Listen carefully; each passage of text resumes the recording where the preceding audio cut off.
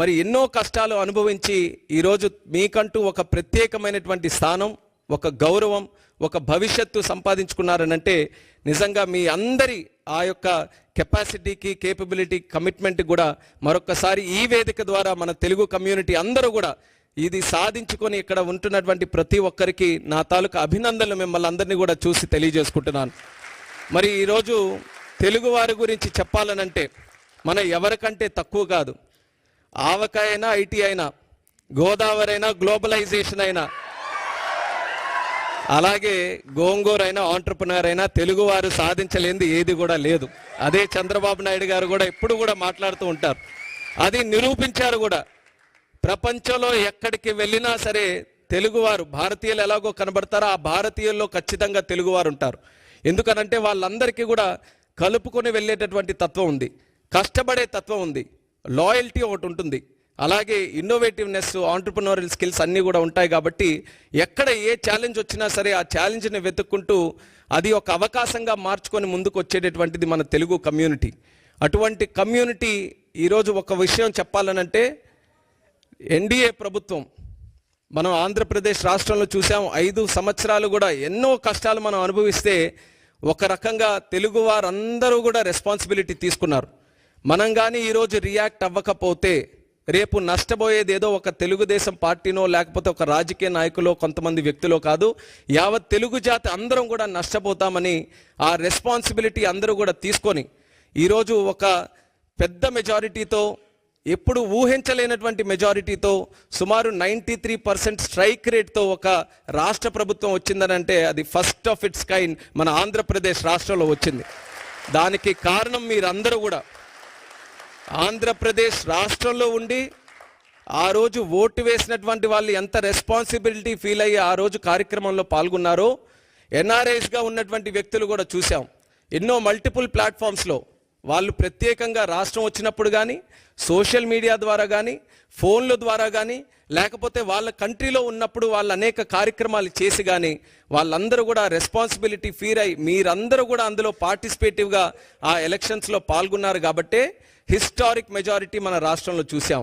ఆ మెజారిటీ ఎలాంటిదంటే కేవలం రాష్ట్రంలోనే హిస్టారిక్ కాదు, దేశంలో కూడా ఒక పలంగా మళ్ళీ ఎన్డీఏ ప్రభుత్వం ఈరోజు ఏర్పడిందనంటే అది తెలుగు వారి పవర్తోనే అనేది మనం అందరం గుర్తుపెట్టుకోవాలి. అలాంటి ఎక్స్ట్రాడినరీ విక్టరీ మీరందరూ కూడా కల్పించారు. అది ఎందుకు చెప్తున్నానంటే మళ్ళీ మనం ఆ రోజులు గుర్తుపెట్టుకోవాలి. ఏం జరుగుతుందా అని భయపడుతున్నటువంటి రోజుల్లో, ఒక కన్ఫ్యూజ్డ్ స్టేట్లో అందరం కూడా ఉన్నప్పుడు, ఏమీ తెలియనటువంటిది అసలు భవిష్యత్తు ఎలాగుంటుందో ఒక కన్ఫ్యూజన్ ఉన్నప్పుడు కూడా అందరూ కూడా కలిసి కట్టుగా మీరందరూ కూడా కలిసి ఒక పని చేస్తే దాని రిజల్ట్ ఎలాగుందో మీరందరూ కూడా చూశారు కదా జూన్ 4వ తేదీన. అది మన అందరికీ కూడా స్ఫూర్తి. రేపు కూడా మనం ఏదైనా ఒక లక్ష్యం మనం సాధించాలనంటే మనం చేయాల్సిందంతా అందరం కూడా ఐకమత్యంగా కలిసికట్టుగా లక్ష్యం వైపు చేస్తే అది ఎంత పెద్ద కష్టమైనటువంటి పని అయినా సరే అది ఖచ్చితంగా సాధించగలమనేది మొన్న జరిగినటువంటి ఎలక్షన్స్ ఆ రిజల్టే మనందరికీ కూడా ఒక ఇన్స్పిరేషన్ అనేది కూడా ఈ సందర్భంగా తెలియజేస్తున్నాను. ఆ ఎలక్షన్స్లో ఏ రకంగా మీరు అందరూ కూడా పార్టిసిపేట్ చేసి ఈరోజు ఇంత చక్కగా ఒక ప్రభుత్వాన్ని ఏర్పాటు చేయడానికి మీరు అందరూ కూడా కృషి చేశారో, this is the time that we give back to you, to give back to the whole Telugu community. ఆ ఉద్దేశంతోనే ఈరోజు దావోస్ వచ్చి, సాధారణంగా ఏం చేయాలి దావోస్ వచ్చిన తర్వాత ప్రపంచం నుంచి ఎవరెవరు వస్తున్నారో వాళ్ళందరికీ కూడా కలవాలి. కానీ చంద్రబాబు నాయుడు గారి ఉద్దేశం ఎక్కడికి వెళ్ళినా ముందు మన తెలుగు వాళ్ళతోనే శ్రీకారం చుట్టాలి, తెలుగు వాళ్ళతోనే కలవాలి. మనం ఈరోజు ఆంధ్రప్రదేశ్ రాష్ట్రాన్ని బ్రహ్మాండంగా వరల్డ్లోనే ఒక నెంబర్ 1గా తయారు చేయాలనంటే ప్రపంచంలో ఉన్న వ్యక్తులందరినీ కూడా తీసుకొని రావడమే కాదు, తెలుగు వాళ్ళలో కూడా ఆణిముత్యాలు ఎవరైతే ఉన్నారో వాళ్ళను కూడా మళ్ళీ ఇంక్లూడ్ చేసుకొని వాళ్ళను కూడా మళ్ళీ తీసుకొని రావాలని ఈరోజు బ్రహ్మాండంగా ఈ కార్యక్రమం కూడా పెట్టడం జరిగింది. Very inspirational programme. ఇది ఖచ్చితంగా ఒక మంచి రిజల్ట్స్ భవిష్యత్తులో ఈల్డ్ చేస్తుంది అన్నటువంటి నమ్మకం ఉంది. మా నమ్మకం అంతా ఒక్కటే, the one and only man Chandrababu Naidu గారు. ఆ వ్యక్తి రాజకీయాలు ఎప్పుడు మొదలుపెట్టారో తెలుసా? 1978లో. 78లో ఆ లిస్టు తీసుకోండి.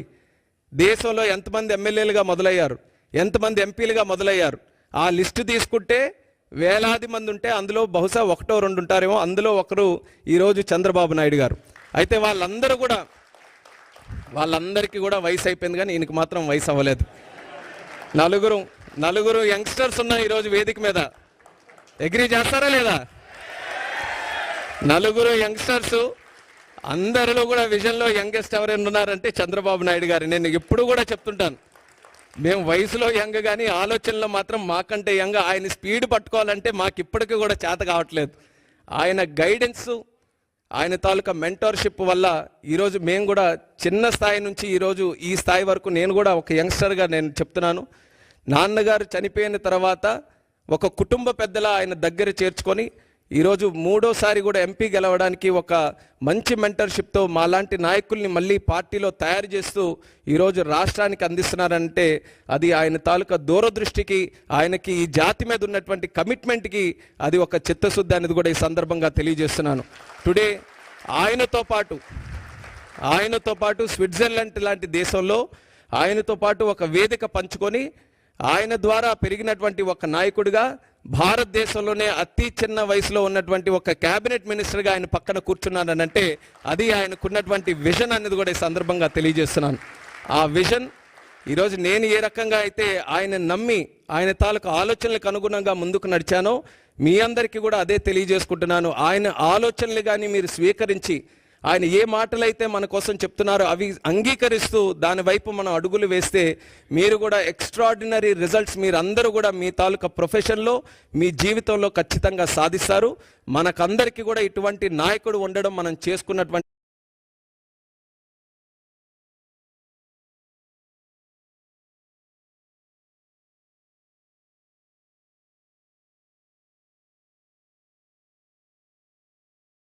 ప్రపంచంలో ఏ కంపెనీలు చూసినా సరే తెలుగు వాళ్ళందరూ కూడా మంచి పొజిషన్స్లో ఉన్నారు. అంత కెపాసిటీ మన తెలుగు వాళ్ళకు ఉన్నప్పుడు మన తెలుగు ల్యాండ్ ఎందుకు ప్రపంచంలో నెంబర్ 1 ఉండకూడదు? అది ఆయన తాలూకు ఆలోచన. అందుకనే అమరావతి లాంటి క్యాపిటల్ నిర్మిస్తే కేవలం ఆంధ్రప్రదేశ్ రాష్ట్రానికే కాదు, భారతదేశానికే కాదు,